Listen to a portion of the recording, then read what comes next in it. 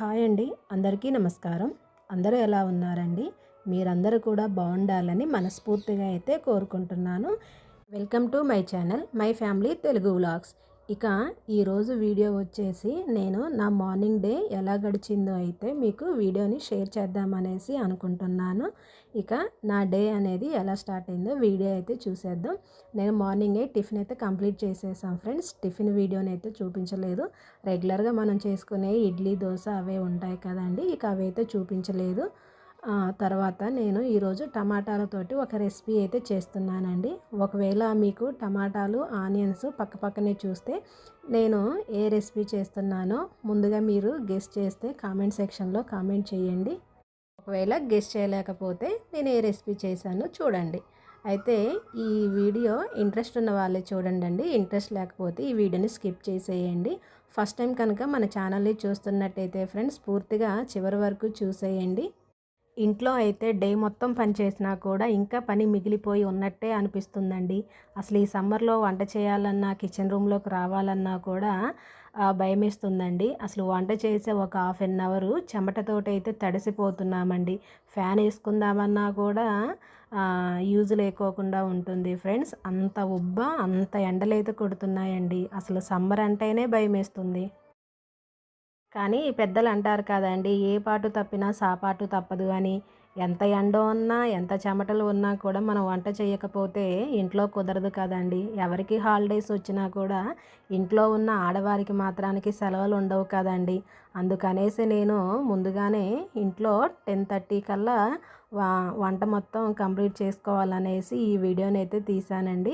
ఇక నేను చేసే రెసిపీ ఏంటంటే టమాటా చారండి. ఒక అరకిలో టమాటాలను తీసుకొని కడిగి ఒక టమాటాని 4 ముక్కలుగా కట్ చేసుకొని ఇలా మిక్సీలో వేసుకొని దాన్ని గ్రైండ్ చేసుకోవాలండి. అక్కడక్కడ చిన్న చిన్న టమాటా ముక్కలు ఉన్నా పర్లేదు.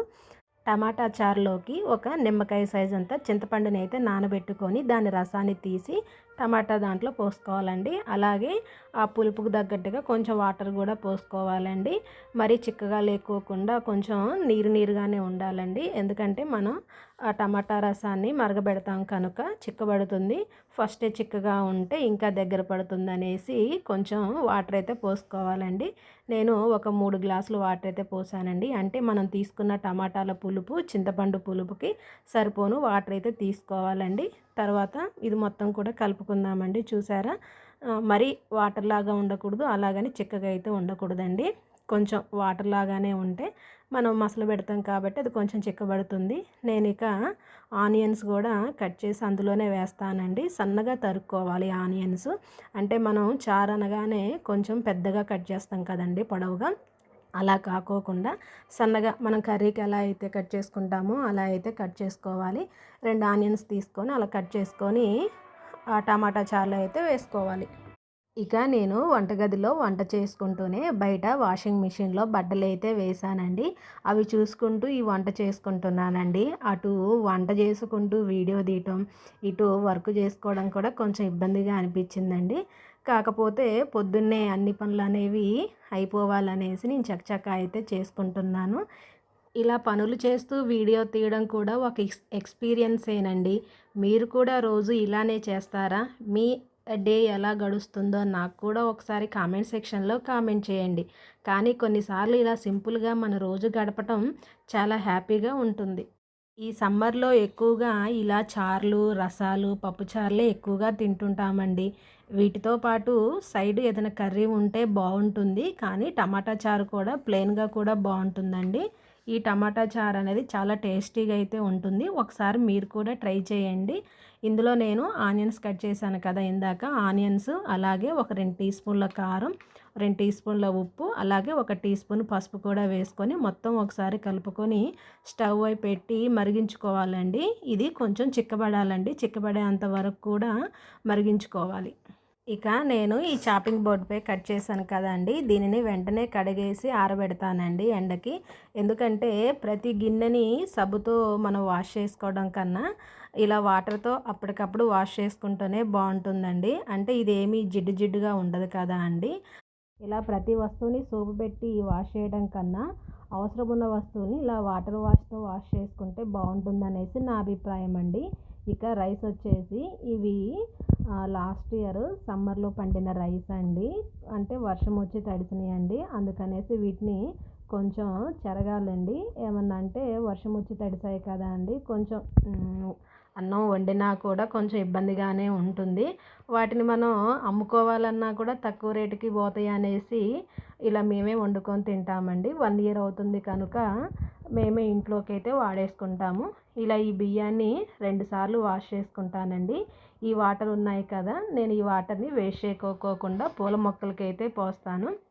మాకు ఇంట్లో షింక్ ఉంది కానీ పైన ట్యాప్ లేకపోవడం వల్ల ఇలా బియ్యం కడగటానికి నేను మంచినీళ్ళు పట్టేటప్పుడే ఒక గిన్నెలోకి అయితే వాటర్ పట్టుకుంటానండి. ఇలా రైస్ కడగటానికి, ఏమైనా వెజిటేబుల్స్ కడగటానికి అట్లా యూజ్ అవుతుందనేసి చేతి పక్కన వాటర్ ఉండాలనేసి నేను ఇలా ఒక గిన్నెలోనైతే పెట్టుకుంటానండి. సింక్లో ఉన్న బకెట్లోనైతే నేను చేతులు కడుక్కోవడానికి, 1, 2 గిన్నెలు ఏమన్నా ఉంటే వాష్ చేసుకోవడానికి అయితే ఉంచుకుంటాను. ఇక ఒక పక్క వంట చేస్తూనే ఇల్లు ఇలా ఊడ్చేస్తున్నానండి. అంటే ఆల్రెడీ మార్నింగ్ ఒకసారి ఊడ్చేసాను. టిఫిన్ అయిపోయిన తర్వాత మళ్ళీ అంతా చెత్తగా ఉందనేసి ఊడుస్తున్నాను. ఒక పక్క టమాటా చారు అయితే మసులుతుందండి. ఇక దీనికి పోపు పెట్టేసుకోవాలి. ఇందులోనే ఇలా మసులుతున్న టైంలో 1 టీ స్పూను ధనియాల పొడి అయితే వేసుకోవాలండి. కొంచెం ధనియాల పొడి వేయటం ద్వారా టమాటా చారు అనేది చాలా టేస్టీగా అయితే ఉంటుంది. అది వేసిన తర్వాత ఒక 5 నిమిషాల పాటు అయితే మరిగించుకోవాలి. ఒక పక్క రైస్ కూడా అవుతుందండి. టమాటా చారుని అయితే పక్కన పెట్టేశానండి. ఈ చారులోకి ఎగ్స్ ఉంటే బాగుంటుందనేసి 4 గుడ్లను అయితే ఉడకేసానండి. ఇక ఈ టమాటా చారుని పక్కన పెట్టేసి గ్యాస్ ఖాళీ లేదండి. అందుకనేసి నేను టమాటా చారుని తాలింపు అయితే పెట్టలేదు.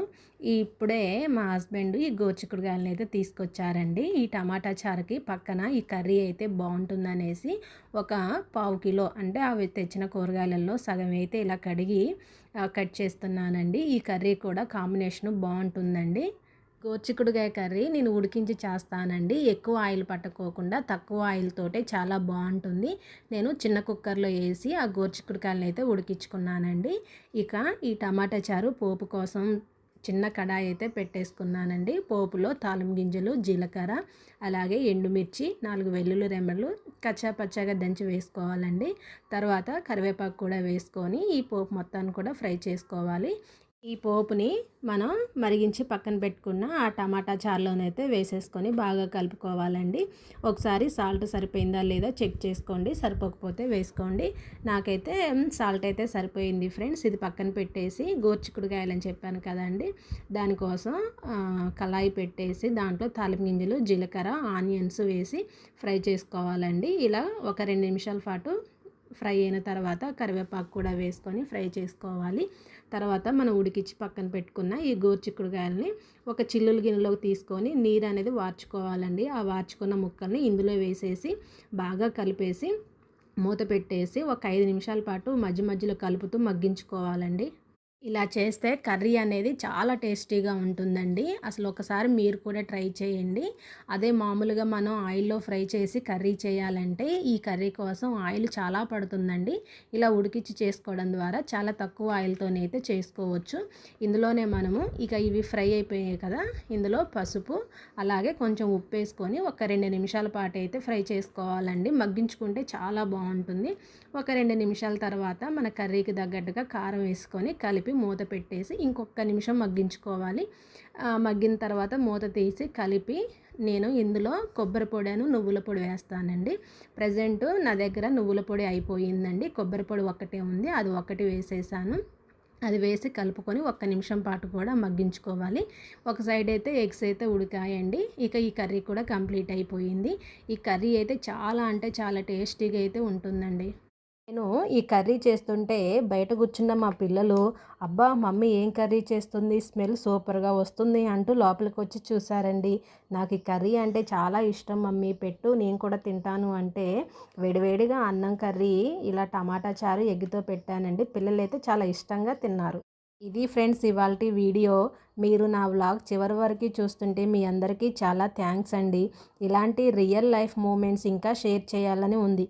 కాబట్టి మీ సపోర్ట్ నాకు ఎప్పుడూ ఉండేలాగా మన ఛానల్ని సపోర్ట్ చేయండి ఫ్రెండ్స్. Bye friends.